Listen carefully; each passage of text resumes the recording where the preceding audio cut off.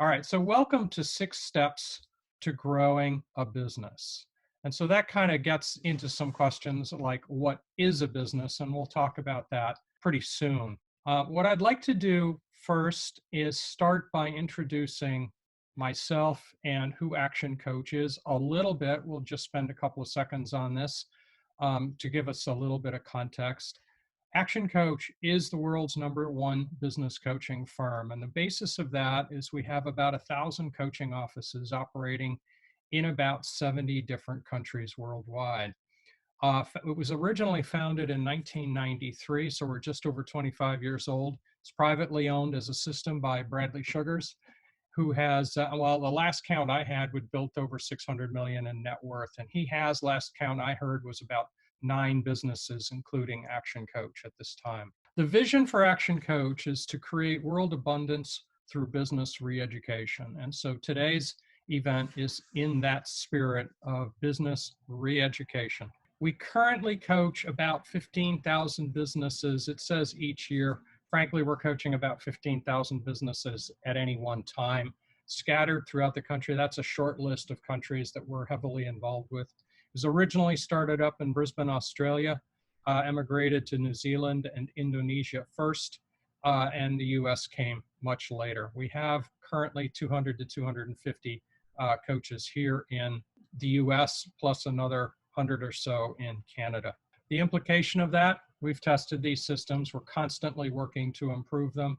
If you follow us at all on the web, you will see many, many, many videos constantly working on improving and adapting to the situations as we go. We'll talk a little bit about the coronavirus situation and how that affects us as we go forward here. Myself, I grew up in Rochester, New York. I was actually born in Washington, D.C., but I grew up in Rochester, New York. I acquired an electrical engineering degree from Clarkson University, and then much, much later, an MSBA from Bucknell University. Married, I've got a fun-loving 22-year-old daughter who's a senior at George Mason and has just set herself up to go to grad school in Boston next year, depending on how things happen next year. Before coaching, I worked as a field engineer in the power industry. I did that for about 12 years. That gave me an awful lot of hands-on experience in a construction environment. I did not personally do construction, but I did work with the construction crews, directing, providing technical guidance, and with the owners of the equipment to help them understand better how to use it, how to operate it, how to maintain it, how to get more life out of it. After that, I moved into a managerial role. And over about 20 years, I worked as a product manager for about 5 different companies. Most of them were customer service businesses, and I grew 5 of them through the course of those years.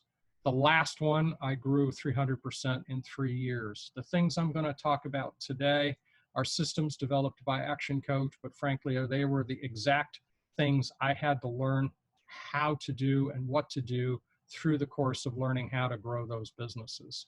So all of this stuff is stuff I have learned how to do myself and applied over 5 different cases. So let's get started. Let's start with frame of reference and mindset. Think about that yellow dot as a neutral point, and anything below that neutral point operates on the basis of blame, excuses, and denial. Can you think of people who operate in blame and excuses? I mean, we hear about it in the news all the time. If we're dealing in blame, excuses, and denial, what can we expect to get out of whatever we're working on? Can we expect to get great results, or can we expect to get kind of mediocre kind of results? In my experience, the results people see are pretty poor. They become the people we talk about as victims. They are the people who don't really get any kind of results that they're looking for unless all they're looking for is attention from other people. On the other hand, if we focus on ownership of the situation we're in, being accountable, taking responsibility for getting the results that we want, regardless of how we got into the situation, then we've got a chance to be a winner. Now, it doesn't always happen. We sometimes have to work our way through challenges. But if we take ownership and we do the work that it takes in order to get where we want to go, then we can achieve what we're looking for. And this is really, really relevant in today's situation. We've been dealt a hand that we did not ask for. There wasn't anything we did to create the need for social distancing that we've got right now, but we're here. And we can do everything we want to blame somebody, but we're still here. And the blaming process and the excuses don't get us out of that situation that we're here. So the questions that we've got to be asking ourselves right now is, how do we move forward? How do we take ourselves towards the direction that we want to achieve the goals that we set for ourselves? So this is actually more important today than I think it's been in all of the years I've been doing this. We hear people talk about reasons. Those are just another form of an explanation of excuses. If we stay focused on results, we can actually achieve the things we're trying to achieve. What that gets us to is failures are not failures. The only failure is the failure to participate. A failure is really just a lab experiment that didn't produce the results we were looking for at the time we were looking for it. So we really have to look at failure as an experiment. Not all experiments produce the results we're looking for, and that's okay. We learn from them, we use the information we gather from them, and we can move on and achieve the results that we really want to achieve if we do a really good job of learning from the mistake or whatever it was that we didn't get the results for that we were looking for. So there is no such thing as failure. It's just an experiment that didn't produce the right result. Part of that is to take these two words in this sequence out of our vocabulary. So if you want to really learn, you've got to decide you don't know enough now and you need to know more. So we've got to substitute the thought, I know, to something more like, isn't that interesting? Isn't that interesting allows our mind to open up and say, what can we learn from that experience? What can we learn from that information? What is it that that person knows that I don't know, so that I can apply it going forward? All right, so what we can expect from today, if you have never heard of the phrase BFOs, we're going to be looking for some blinding flashes of the obvious. Many of the things I'm going to say you've probably heard before. Hopefully I can put them in terms that you can use to go forward constructively and use this information that produces results for you. Now, it's not really about what you know. It's about what you do with what you know. So a lot of us get stuck in a trap of knowing what to do, and we just keep doing the same thing over and over and over again, and we lose opportunities to grow because we aren't really doing all of the things that we know we should be doing. Let's think about your business for a moment. Is your business driving you, or are you driving it? Now, part of this is about planning. Part of this is about learning how to plan effectively and learning how to use that skill to drive yourself to where you want to get to. Of course, this has a lot to do with what kind of a result do you want from your business? What do you really want from your business? We talk about climbing the ladder. Well, from the inside, a hamster wheel can look like a ladder. So the trick to this whole thing here is to know that we're on a ladder or know that we're on a hamster wheel. And how do we tell the difference? And a lot of this is knowing how to measure your results and how to think about using that information to get you to where you want to go. Otherwise, you could be just on a hamster wheel, reproducing the same result over and over and over again. One of the conversations we have as action coaches amongst ourselves is the difference between a business owner who has 20 years of experience, really, and a business owner who has 1 year of experience that he's repeated 20 times. And so we have to think about, are we really growing in the direction we want to go and achieving what we want to achieve? Or are we really just running in circles? Who here primarily has a business to enjoy your craft? Who here has a business predominantly to just create a monthly income? Who here has a business primarily to build wealth? And who here has a business predominantly to build something bigger than yourself? All of the answers are good answers, but they're different answers. They produce different results, and they're looking, the path is different. We're looking to achieve different things along the way. to get the maximum out of it. So there's no wrong answer here. The question is, what is your answer, so that we know, most importantly, how to help you the most.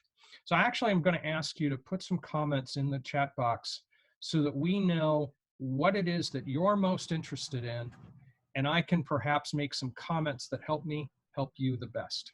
Owning a business is an awesome way to build wealth. However, the path to wealth through a business is income. However you want to cut it, it's still income. Just thinking about it a little bit differently, there's a lot of people who have a business predominantly to enjoy their craft.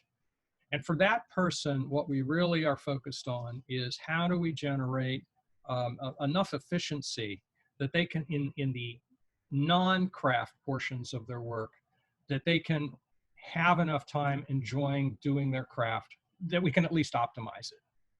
In the case of generating an income, what we're looking for really is, how do we increase the throughput of clientele so that we're processing enough that produces enough revenue and then profit from the revenue. To build wealth, we're going to talk a little bit about that. We're going to spend a couple of slides on that in a sense of selling a business to produce wealth. There's really two paths to producing wealth from a business. One is to maximize the income, the very highest amount of income, so that you can set aside and invest in other things. The other path to that, and it's parallel to it, they're not mutually exclusive.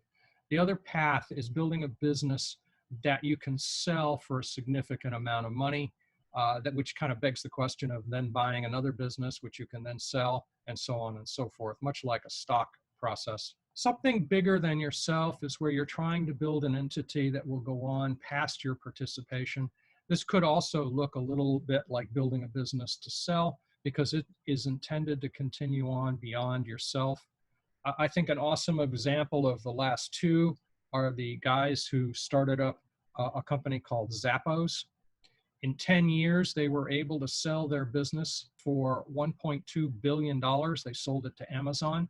They were college students that started with basically nothing and built it in 10 years. That is possible to do with some good insights and some focus on the things that have to happen.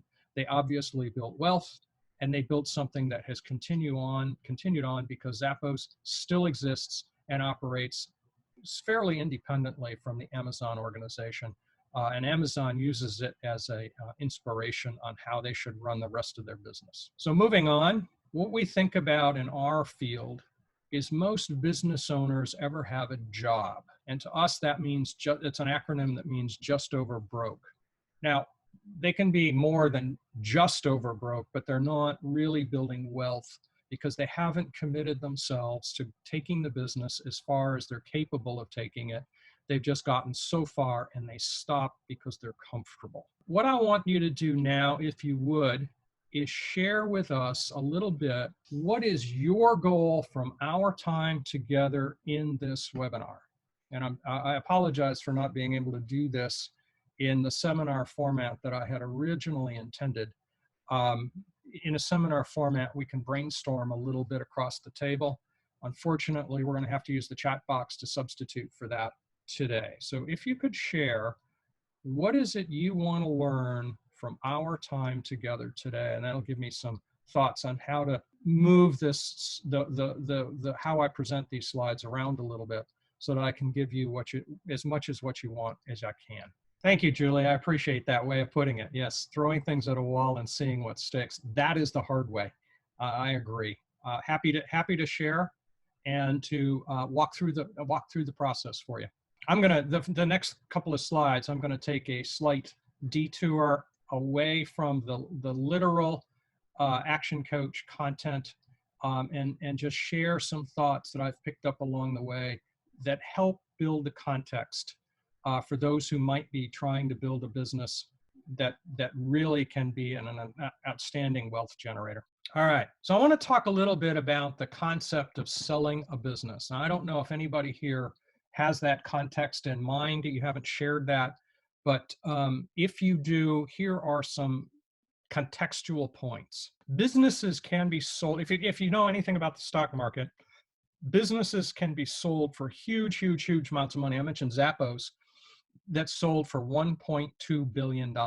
That's billion with a B. But the average price for a small business, according to Google search, ranges between 200,000 and 300,000. And when I talk to brokers, what they tell me is that number looks the high numbers are that the most businesses sell for a whole lot less than that. And 50,000 is a very common number. And really what they're doing is they're liquidating computers and equipment and trucks. They're really just selling hardware. They're not really selling a business. They think they're selling a business, but that's not really what they're selling. The number of businesses that sell for more than liquidation value is only about 20%. And those are the ones who've set about with a goal to decide to sell, and you actually can decide to sell for a significant amount of money if you set your mind to it and build a plan to go in that direction. What I want to talk about is there are at least seven key issues that affect sell price pretty much regardless of what kind of business that you're in. There are cases where it can go up or down for some different kinds of reasons, but the bulk of them fit into these seven issues. The value of the inventory, that includes work in process, that includes contracts that haven't gotten to complete yet. The value of property and equipment, and the receivables, payables, debt, working capital, that really constitutes the bulk of liquidation, is those three items there. You can go a little bit further and talk about free cash flow. This is getting a little bit more sophisticated, but investors are buying for free cash flow. This is really trying to guesstimate how much they can make from continuing to run the business. And this is a little bit more on the marketing of your business as an entity itself. Now, a business that's really going to be valued by an investor is a business that runs on systems under management other than the owner. That means the owner has built systems and put people in the place that will do the bulk of the work for him. His role has become much more strategic and much less tactical. And this is where the game gets a lot more sophisticated. We're going to talk about scalability on the next slide. There's a couple of items there. The bulk of the purpose of those last couple of items is future growth opportunity as perceived by the person buying the business. So it isn't what you think it is. You can set any price you want, but it's kind of like a house. You can put a multi-million-dollar price tag on a little bungalow, and unless the buyer agrees with you that that's what it's worth, then that's all that they can get. So continuing on with this point, the seven key issues are these. The bottom line is, if you want more than liquidation value, you've got to set yourself up, plan your way to a path where the future growth opportunity will be easy for a buyer to perceive. Now, this has a lot to do with what kind of a buyer you would be looking for. You're likely to get the best values, best offers from investor type buyers, as opposed to competitor type buyers who might only be looking for the liquidation aspects of the purchase, trying to buy the cheapest possible customer base and equipment, and if you've got team members, then team members that they can possibly get. If that's all you're looking for, you're welcome to that. But if you want real wealth, then what you're looking for is to build a system where you've got future growth opportunities that a buyer will perceive. Now, going on to the factors of scalability, there are three basic factors of scalability. One is that it's easy to teach the craft and how to support the craft to employees. So the simpler that is, the better. The next basic point is the product or service is valuable to customers and is not easy for them to get elsewhere. Now, this really gets into the concept of a niche. Something that's not easy to get elsewhere as perceived by the buyers. So the more that you can do to set yourself, and we're going to talk about this as we get deeper into the system, the more you can do that sets yourself up with a niche where customers are valuing what you do, and they can't get you or how your system works easily elsewhere.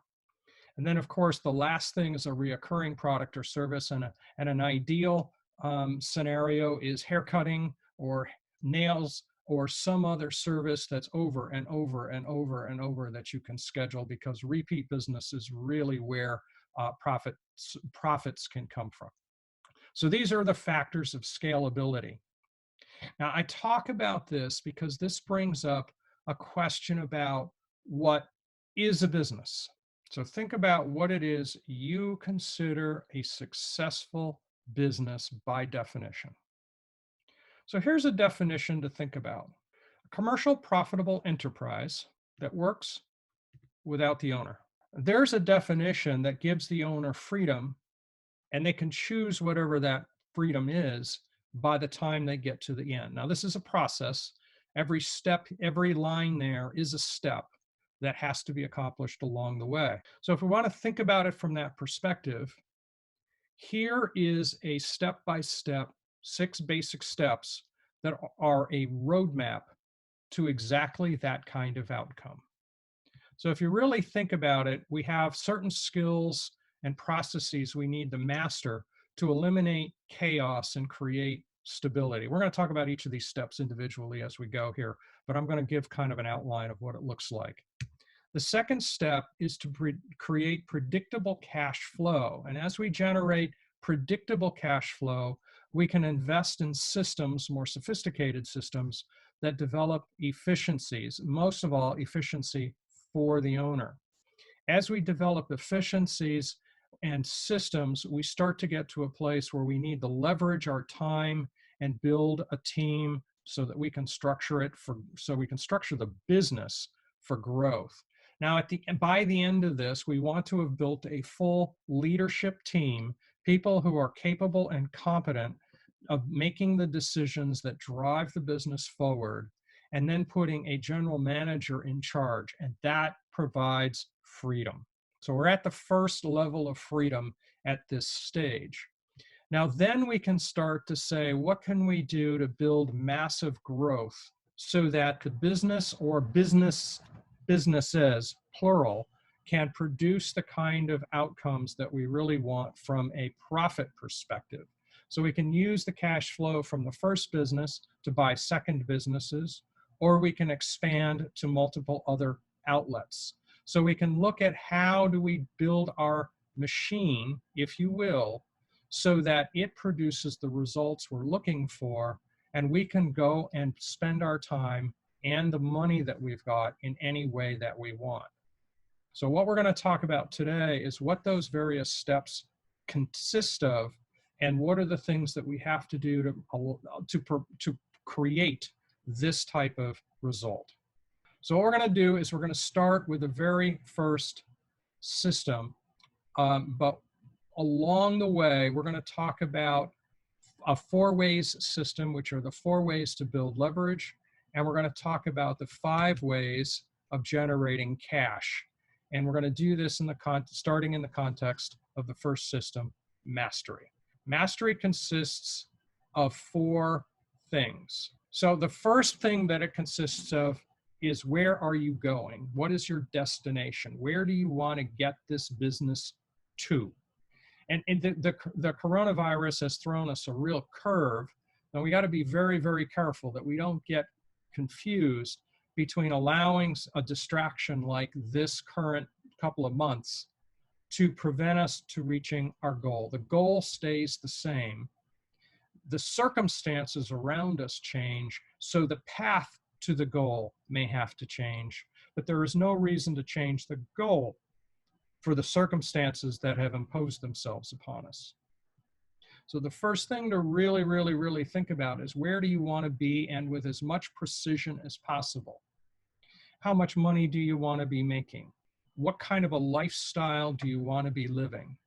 What does the business have to look like in order to create all of that possibility. And of course, that's a bit of a bit of a project to define how that looks, but that's really what we're looking for from that step. The second step is money mastery. We're going to touch a couple of points on money mastery in a couple of future slides here. But money mastery includes looking at your financial statements not once a year when you do the taxes, but looking at them at least monthly, and in some cases weekly, and maybe some cases daily, so that you're knowing exactly where the money is coming from and where the money is going to. Now, one of the keys to this piece is, do you know really where your money is coming from, in what product categories, what product mixes are producing the money, that the income, the revenue that you need in order to produce the profit that you want at the end. Sometimes we find that some product categories produce more profit and some product categories produce less profit. And the key is to know which are the ones that produce. Then do we either drop or fix the ones that are producing less? And then how do we advance the ones that are producing more? Similarly, time mastery. How are we using our time? Are we getting the best results from how we use our time? We're going to talk about that a little bit and what that consists of. And then delivery mastery. How do we do what we do? Do we have it written down? Do we have it in a way that we could actually, in a manner that we could actually train somebody else so that they could do it for us? That's where the leverage can come in. But first we have to start with, do we know exactly how we're doing and why we're doing it exactly that way? Now, to pick up on a couple of details here, money mastery is really about, at this stage, really about where is break even and where are we with respect to break even. Now, this chart looks kind of complicated. I am not going to waste a lot of our time going into the details of this chart, but the concept of this chart is, where is in your business break even? And then how do we make sure that you are consistently and persistently above break even at all times? And then how far above break even so that you can be producing the kinds of income that you want to be producing. By the way, do not confuse profit with personal income, because you can take what's called profit at the bottom line of a P&L statement and turn that, you can take that as cash in your pocket, or you can reinvest it back into the business. And oftentimes, if you're trying to grow, you've got to reinvest an awful lot of that back into the business. So it's not as simple as profit equals personal cash flow necessarily. If you're making them equal themselves, then you may not be giving the business what it needs to be able to achieve the results you actually do want. This is an important detail that comes up. Time mastery is another thing. We're looking at, how do we maximize your productivity? And so we have to focus on the urgency and timeliness of the high priority tasks. Simple things like invoices, simple things like collections. And I can't count the number of people who do not collect aggressively enough and miss out on the opportunities of achieving cash flow as they need it. What are your KPIs? What are the key performance indicators that tell you you're on track or have to do something different to get back on track? And then what are the activities that actually produce positive cash flow? These are the kind of high priority activities that you want to be focusing in on as much as you possibly can. And who do you have delegated to do certain parts of these tasks as you need them done? So some of these tasks are high priority for you, and some of these tasks are not so high priority and you can delegate that to somebody else early on. But you have to be able to teach them how to do it so that they can be successful at it. We use a concept of a time target. This is a product of something that was done originally by Stephen Covey, and we reorganized it from quadrants into a target-like shape so that you can actually visualize what's going on here. So thinking about it first, there are some things that are urgent and not important. And those are kind of a distraction. And I joke with people about watching video games, and frankly, watching the news can often be in one of these kinds of categories. Things that are urgent and not important. These things are like phone calls where somebody calls you up and says, do this for me, do that for me. And in reality, They're urgent because that person called up and made a request, but they're not important because they're not the activities that actually take you to your goal. And so in a way, these are kind of a delusion of feeling important. The next set of categories is the stuff that is urgent and important. That's a demand. So something that might fit into this category, and this year is going to be kind of a weird year because tax dates shifted from April 15th to July 15th.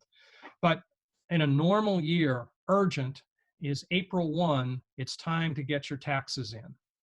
Well, what if you had done it in February and didn't have to urgently crash through and force your way through the process, and as opposed to have sat back and strategized, maybe back even in November, done some strategies so that you could get the outcome that you really wanted in terms of minimizing the tax impact on your business. So we tend to think of the not urgent because it's not yet urgent, but it's still important to get done. That's the zone. That's the place that you really want to be able to spend as much of your time as possible. The urgent and important, well, sometimes you get caught in stuff that you just weren't able to get it done. So if you can get 80% of your time in that urgent but important, or not urgent but important zone, that those two inner circles, then you're probably far better off than you are in the outer circles. And all of us spend time in that outer circle, but if you can minimize that and maximize where you are in the zone, you're far better off. Now, delivery mastery. Are you consistently delivering an experience to your clients that's exactly the same way every time? We tend to see consistency as the foundation for healthy growth. This is a case where you're consistently doing what you do so that every customer experience is the same. If you can make every customer experience the same, it's a lot like McDonald's. You might not like McDonald's product, but they get an awful lot of business because people know what they're getting when they walk in the door. Every single store that they walk in, it's going to be this, this, this, and this on the menu, and it's going to taste like this, and it's going to produce this result. They make a lot of money by catering to the people who want that product. So they have found a very good niche. People will go to them over the Burger King that's right across the street because they know exactly what they're going to get every time, and it's exactly the same. That is a basis for healthy growth. There's one other part of this process about delivery mastery, and that is if you do a task more than once without writing it down, you are destined to do it forever.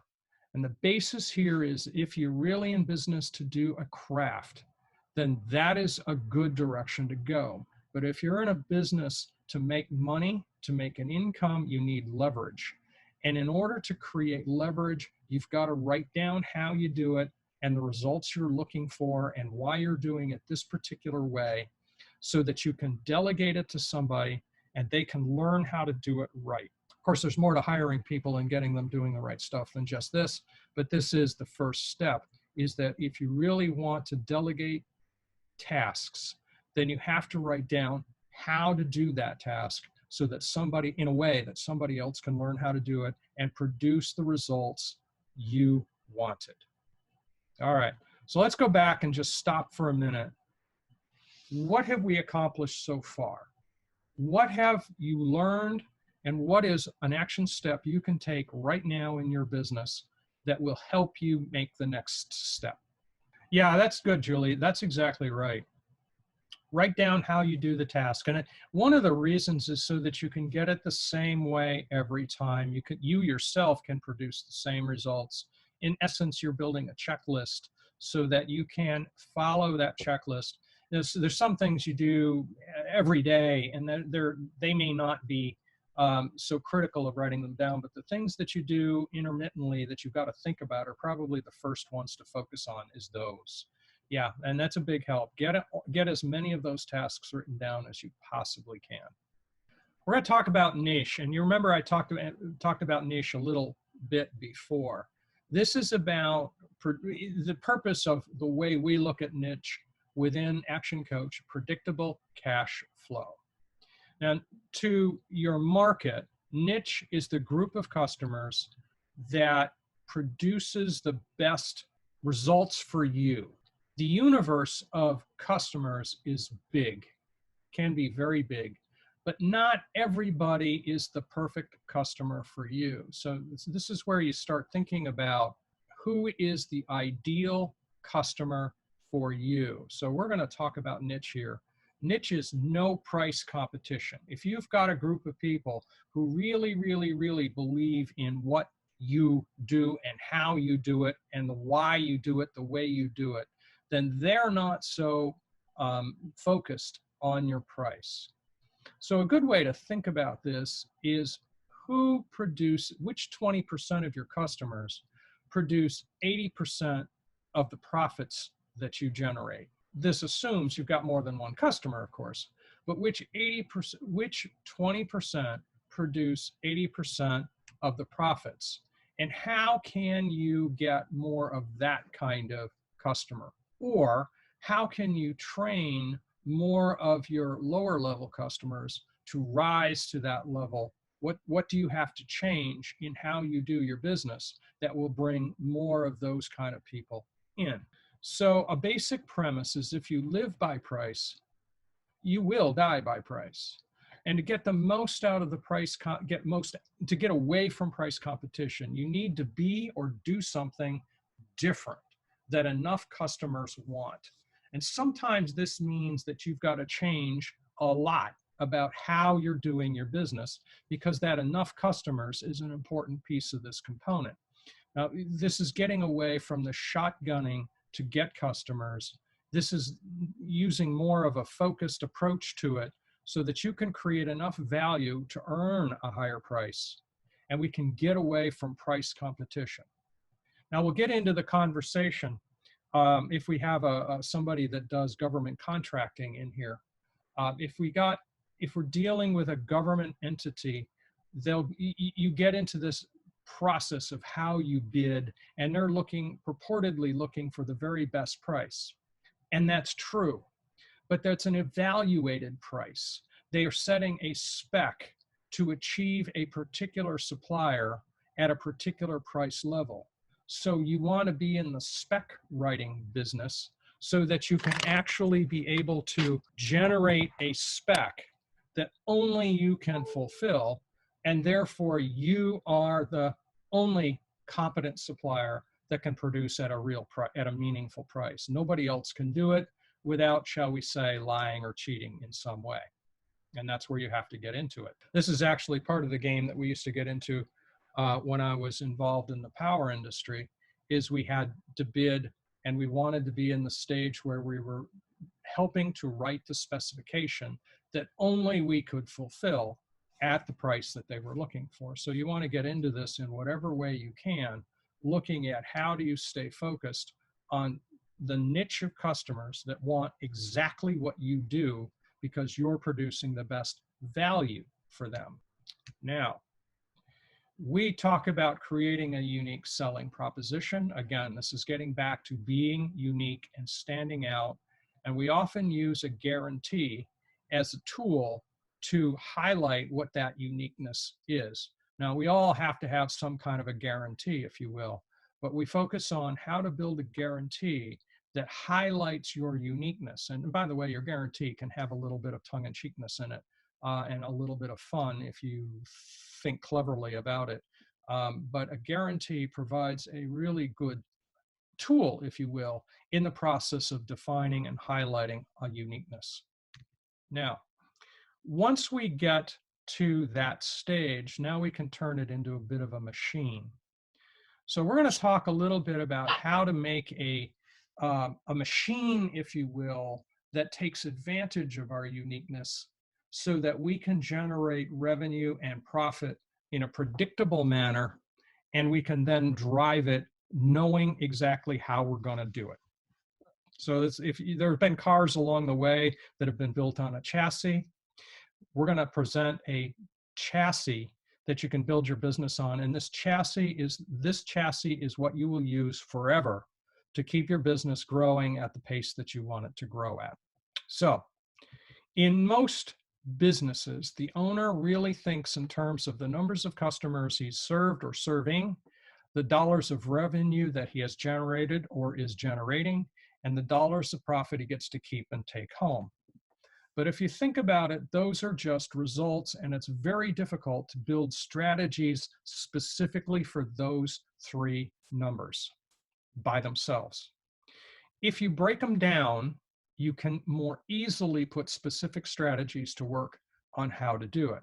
So we talk in terms of the number of leads times conversion rate is what will generate the number of customers. And we can build strategies around leads, and we can build strategies around conversion rate.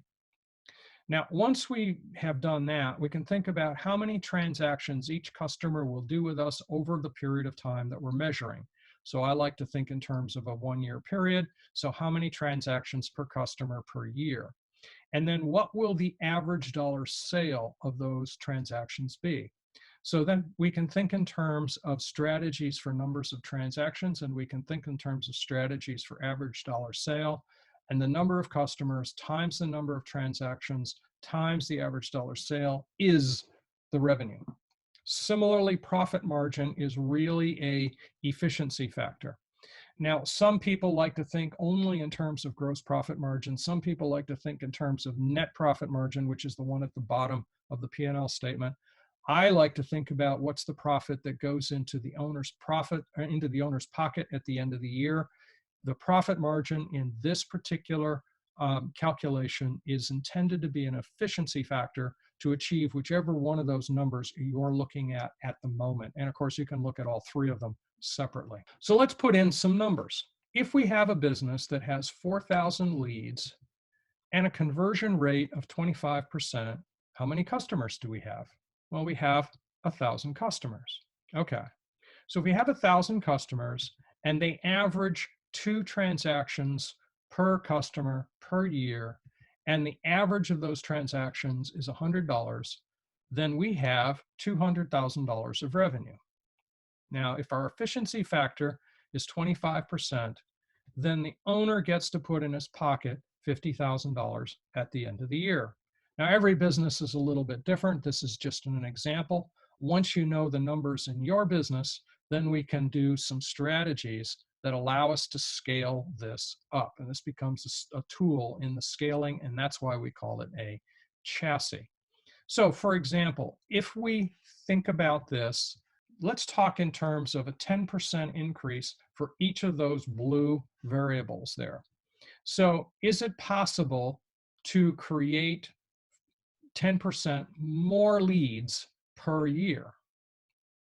Think about what are the things you're doing right now to generate leads. Think about the things that you're not doing yet that could generate leads.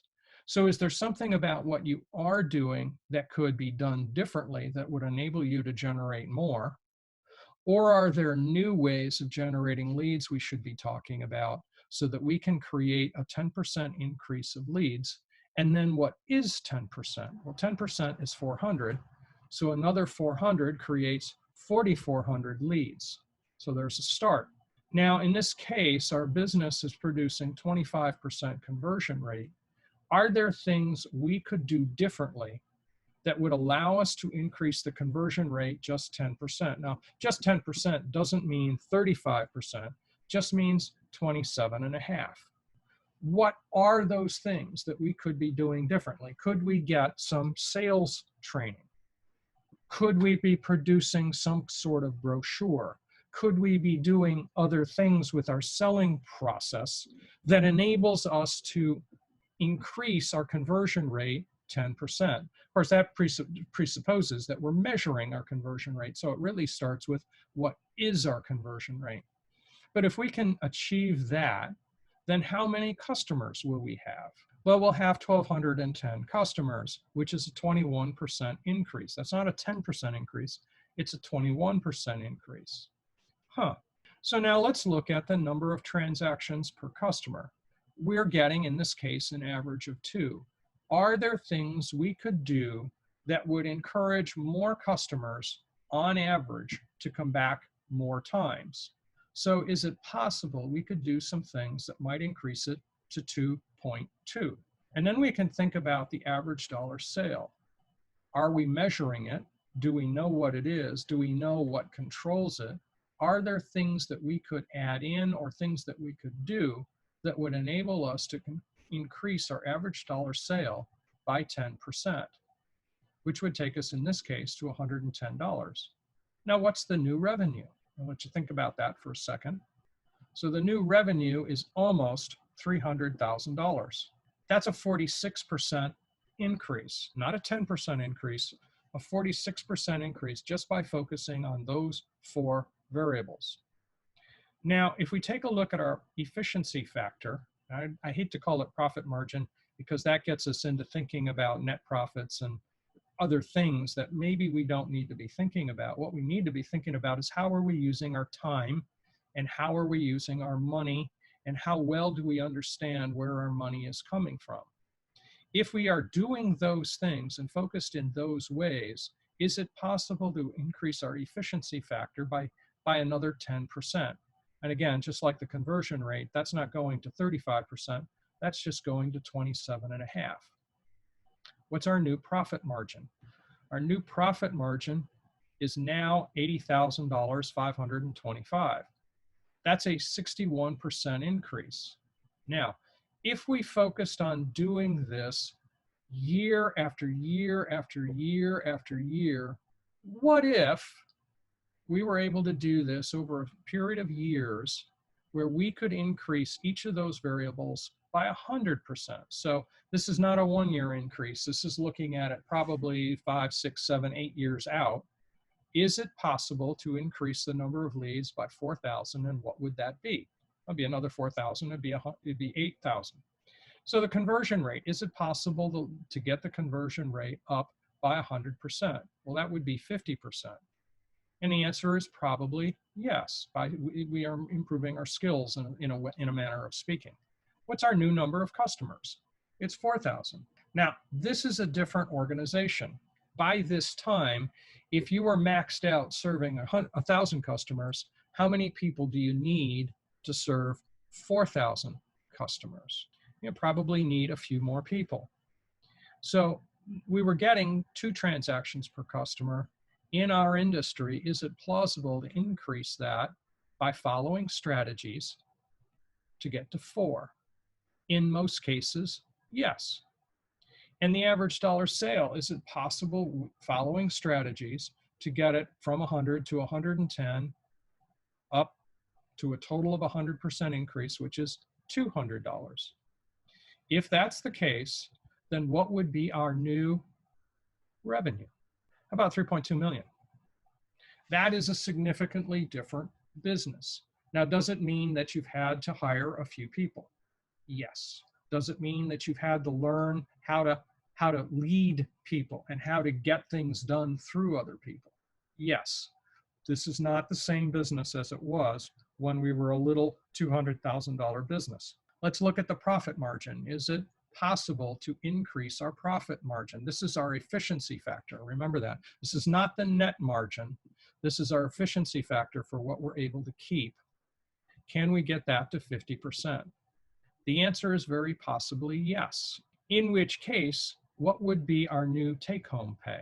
What's 50% of 3.2 million? It's kind of a big number, isn't it? Would anybody turn that number down? So let's think about it. What have we accomplished? What have we learned so far? And what can we apply to your business at this stage? Yeah, step 1, know your numbers. Yeah, that's a very, very important item, Julie. That's very good. Knowing your numbers is absolutely critical in this game. If you don't know your numbers, you can't improve. Absolutely true. Next step in this game is efficiency. So that's our 3rd step. This is building a business that's able to work for you. Now, you're still deeply involved in it, but this is really about making the improvements that start to significantly increase your ability to serve more customers. The more customers you can serve, the more revenue you can generate, And in the end, the more profit you can generate. So that's the purpose of this, is truly business efficiency. We talk about system as an acronym, saving yourself time, energy, and money. We got to have a little bit of fun here. There are 4 areas where systemizing really takes place. People and education. People is the ultimate leverage, but you've got to educate them. The problem here is if you don't educate them, they can't be as effective. You're paying a salary for a deficient effectiveness, if you will. Delivery and distribution, that's the one that people want to focus on the first, and it's probably not exactly the right place to start, but it is a big opportunity. Oftentimes, a big place to start is on the administrative side and the sales side to get the efficiencies there. Testing and measuring. This gets back to Julie's comment about knowing your numbers. If you know your numbers, you know you can learn what to do better. And so learning how to test and measure your numbers is hugely, hugely important. Then obviously systems and technology. And for those of us that are a little bit older and we remember as new technologies have jumped in, the flexibilities and the opportunities that we've had to do things. Think about it. Think about today. If we were dealing with a virus type situation before we had computers, how would we do what we are doing today? We would not have the opportunity to do this kind of presentation in this manner. We would have to be all stuck together in a room together and taking whatever risks we took. So I want to talk about, there are 9 steps to systemize a business. And the book on the right there is a book that I provide all of my clients that help improve their ability to get through this process. I'm actually going to jump through the whole list real fast here because I want to make a point. Everybody jumps to the thought, I got to write down exactly what I do and how I do it. But look at where the how-to process is really on this list. It's step number 8. And the problem here is you can start writing down systems in the steps that you follow, exactly the way you follow them, and institutionalize them that way. But where in that process have you determined that that way is the best way to achieve the results you want to achieve? So this statement really kind of assumes you have more than one person in your entity. If you're only one person, then writing down how you do it makes the most sense because you've assumed all these things. But once you have a team in place, your assumptions are not in their head. They've got their assumptions. So you've got to help them understand your assumptions. That starts with a vision statement. Where are you trying to get to? A mission statement. How are you going to get there? And in the near term, what's it going to look like? A culture statement. How are we going to work together?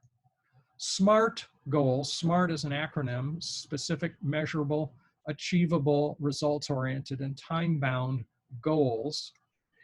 And organization chart. How are we going to, what functions do we have in our company? Now, when you're one person, when you've got all of it in your head, you don't think in terms of functions because you're just doing the next step and then the next step and then the next step and then the next step. But if your goal is to build real income and therefore real wealth, then you need other people in the organization. And if you're going to have other people in the organization, what are the functions they're going to perform? So what will the future organization chart need to look like? Who's in those positions at any given time?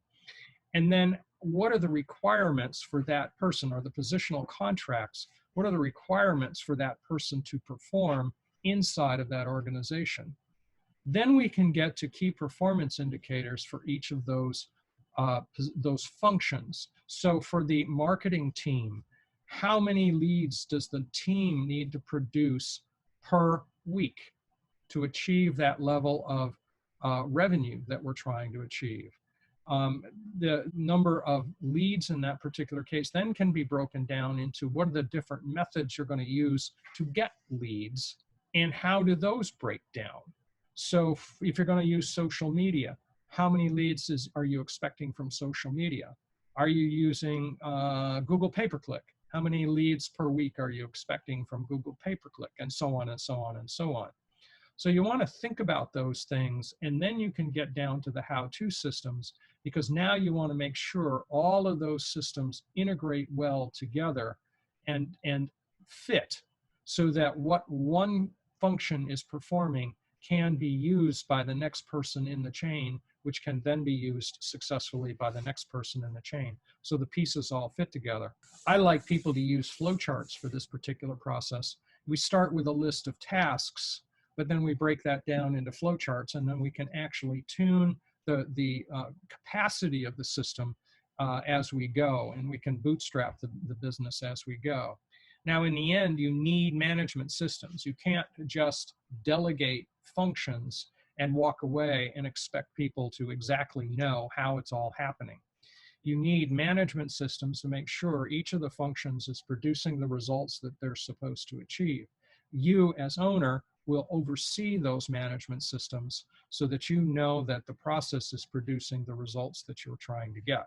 That's when it's time to build team. Now, in this particular case, what I'm really referring to is a leadership team. I'm presuming that by this time you have people on your team doing tasks, but they're not necessarily taking a lead role where they are responsible for other people and results. So you need a team that is capable of producing the number of leads that you need. You need a sales team that's capable of converting those leads to work. You need a production team that's responsible for producing the results that fit the outcome you're looking for. And you need an admin team that tracks and measures all of that and produces the reports that you, as the general manager, need to have, so that you know that the results are happening at each of those steps along the way. And if you want to get to a place where it works without you, then you need to know that you can hire or promote a person to that general manager role that will take responsibility for leading all of those team leaders and achieve the growth rates that you're looking for, so that you can have the income that an owner deserves while spending your time in the ways that you want to spend it. We can get into conversations that what that might be. Some owners I know like their craft so much, they hire themselves back to their business as a craftsman in addition to being the owner.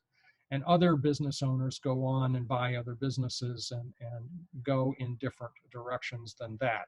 But you've got a choice. Now, let's think about your team.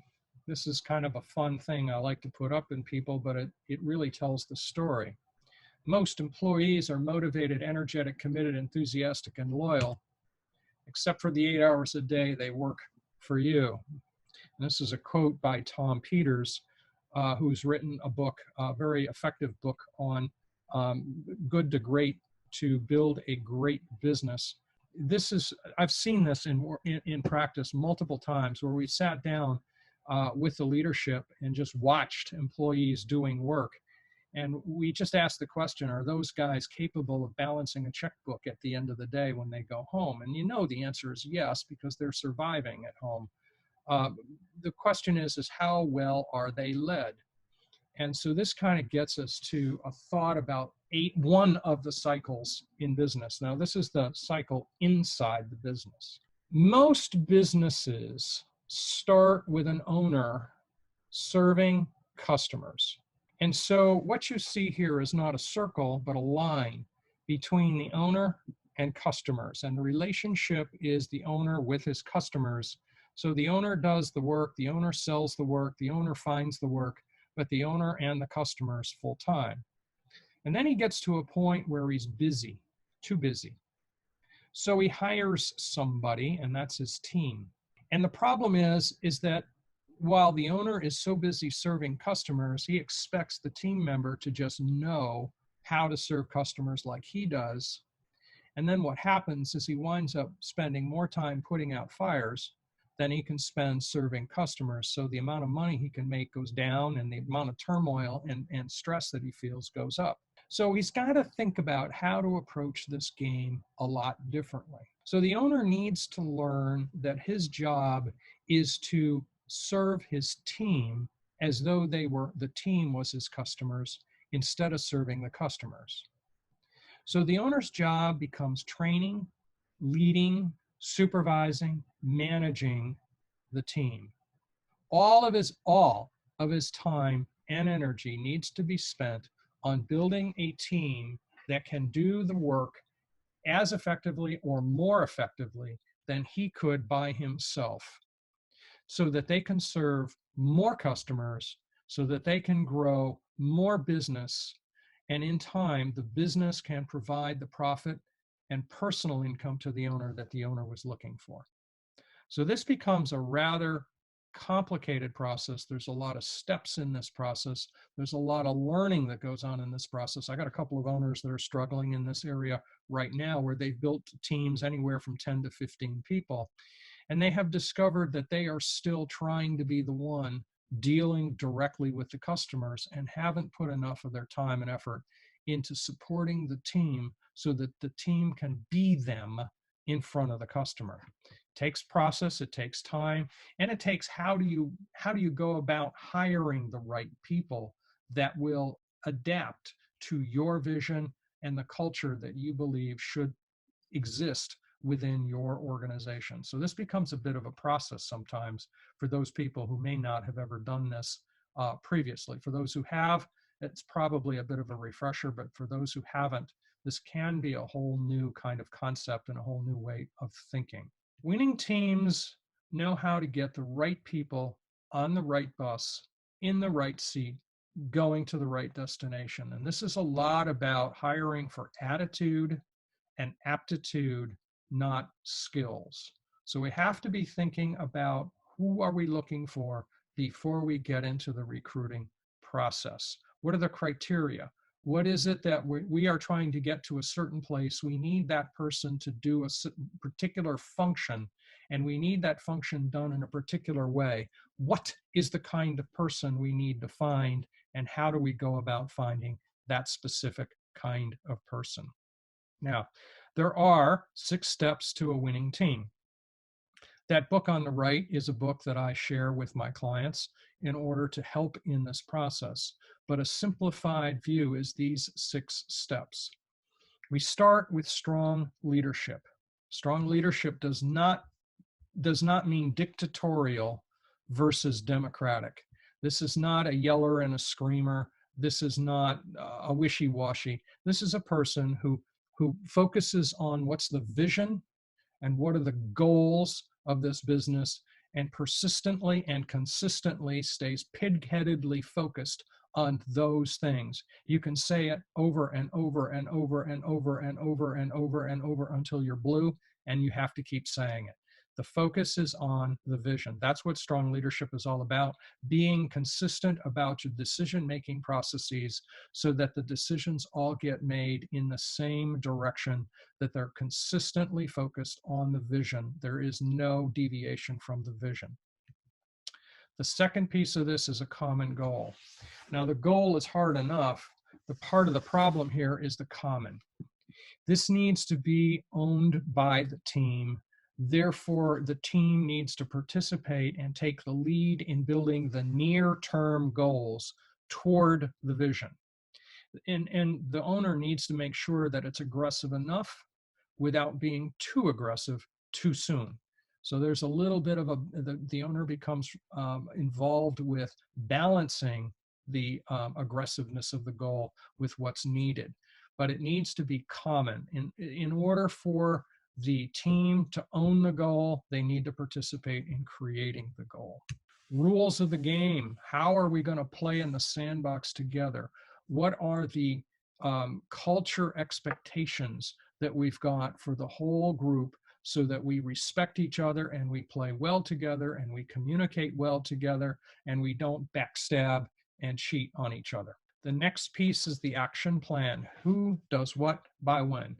In a manner of speaking, this takes us all the way back to the systemizing process, the organization chart, which functions perform which tasks How quickly do they get them done? What do they do with them? What's the criteria? What's the standards that are expected for each one? And what can the next person in the stream downstream expect to receive so that they can do their job efficiently and effectively? That's an action plan. It needs some detail, and therefore you need to be working through that. That takes us all the way back to Julie's comments about knowing your numbers and writing down how to perform the tasks as you go. That's a key piece of this. At a certain point in the game, the team has had enough time to really learn how to become effective. And that's when it's time to step back and support risk taking. You as the owner learned how to do your tasks a little bit by trial and error. You've got to give the team room to try stuff, make mistakes, learn, and move on from those mistakes. Now, it may be your job to help them learn. What did they learn from, first of all, that they made a mistake. Second of all, what did they learn from the mistake? Third of all, what are they going to do going forward from this point, from making that mistake, so we don't make that specific mistake again, so that we can grow and move. And growth isn't just growth of income. Growth is becoming the person who can do this kind of stuff. So support risk-taking is a growth step for everybody. And then lastly, in order for the owner to get to a place where he's free on how to spend his time, he wants 100% involvement of each member of each team. In order to earn that, he needs to learn to include the team in all of the key decision-making steps. Now, that does not necessarily mean making decisions outside of their specialty, but it might. So are the marketing people making the decisions to get the kinds of customers that actually fit within what production can do? Similarly, the other side of that question is, are the production people building the systems and tools and getting good at the work that really fits where the market opportunities are? So there may need to be a lot of cross-topic discussions amongst the groups, and they need to be involved in these decisions so that we can make sure that you get the growth you need without staying stunted and stuck in one particular way of doing it forever. Now, at that point, it's time to install a general manager. Generally, I prefer it when somebody promotes somebody to general manager, but that depends on how well a job you've done in cultivating a general manager kind of person. This is the time you will be targeting putting the business on autopilot, because it becomes the general manager's job to drive the business. It becomes your job to oversee the general manager, and that might mean a couple of hours a week, and we are finally getting to a place where the business can allow you the freedom to do the things you want to do. Again, let's go back. What have you learned so far? And how can you apply what you've learned toward the goals you have for your business? I know that's been a lot of information. We've covered an awful lot of stuff. This is the core. If your goal is to build freedom and wealth, this is the base. This is where we're at in order to truly build wealth. We're now at a point where the business can run on systems without the owner. We have not built the business to its maximum value. If selling is in your mind, we have not yet built the business to the maximum value, but we've built it to a place that it can be built to its maximum value. Okay, so here's a point where we have a business with a team and a general manager producing some amount of profit to the owner. We've generated an asset. You got a couple of choices here. In fact, you got a lot of choices here. You could start and do nothing. You could stop right here if you wanted to. You could just have the business producing a passive income. You could focus your energy on, how do I strategically advance this business beyond where it's at? One of those strategies can get to what's commonly referred to as franchising. You could go that route. It could be buying other businesses with the proceeds from the first business, and buying other businesses that allow you to synergize between the purchased business and the existing business, and then grow that one using the skills that you've learned from this process. There's any number of directions you could go. This is really a point of freedom and fun. You have reached a stage where you can start to think in terms of entrepreneurship. The results you can get at the end are whatever it was that you decided to take from this step. So the real work was getting those first 4 steps done. The rest of the work, you have become an entrepreneur and you are able to take it anywhere you want. And so that's kind of the question I want to go back to is, where do you want your business to get to? And as you get to that level, what happens after that? What could you do with your business that allows you to have what you want from it? This is really open sky freedom. And I'm going to, on my next slide, I'm going to introduce a person who has gone really through this same process multiple times, if you think about it. And maybe this is the slide that really inspires your thoughts a little bit, is this gentleman right here. His point is if you can learn to run one business successfully, there's no reason you can't run any number of businesses at the same time. The principles are all the same. But to do that, you had to get your business through that team building step to general manager. And if you think about what Richard Branson did, he started from a very low, a very small revenue number and built himself a series of businesses using all of the same skills, all of the same kinds of tools, all of the same kinds of perspectives, with the idea of generating wealth, but also a better place, both for his customers and for his employees. So if you've ever followed him on LinkedIn, you can see how much effort he puts into thinking about his employees, the teams that he's built, what he's done to help them succeed all the way along through the process.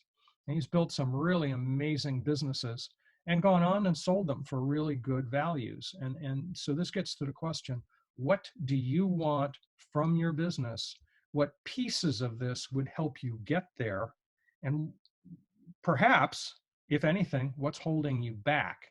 So thinking about it from that point of view, I'm going to go back to this slide. It's not about what you know.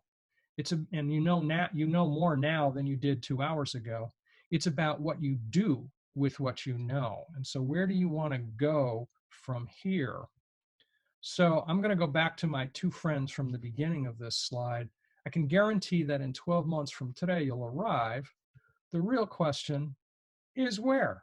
Do you want to be driven by your business, or do you want to drive your business? So I'm going to offer you 2 basic directions you can go. You can work on taking what I've shown you and use it to build your business on your own. Or if you want massive results in your business, we could work together in some way. And we can talk about a couple of options here that I'm going to suggest in the next minute or so. One is, if anybody's ready to create massive results, my offer is a free coaching session. We'll do that for about an hour to an hour and a half. We're going to take the general information today, and we're going to do this. Ordinarily, I do this in my office, but I don't think we're going to do that. We're going to do that by video conference, similar to what we're doing today, but it'll be video conference. And we can work on helping you determine what are the things that would get your business going faster, sooner. We can make a decision at the end of that if working together would be part of that or not. And it doesn't matter. Either way is a perfectly acceptable answer. I'm not married to a solution there. With that, I'll pass on to who do you know who might gain from attending my next seminar. I'll do another one in about a month. It probably won't be this exact topic, but it will be a related topic. And I will end it with this quote from Jim Rohn. Never wish your life were easier, wish that you were better. Work harder on yourself than you do on your job. If you do have questions, you've got my contact information. Send me an email. If you have some comments, same thing. Send me the comments. And with that, we will end the recording. And thank you very much. I appreciate your time. I enjoyed the opportunity to speak with you. and I hope you have a great week. Looking forward to talking with you further. Have a great afternoon. Bye-bye.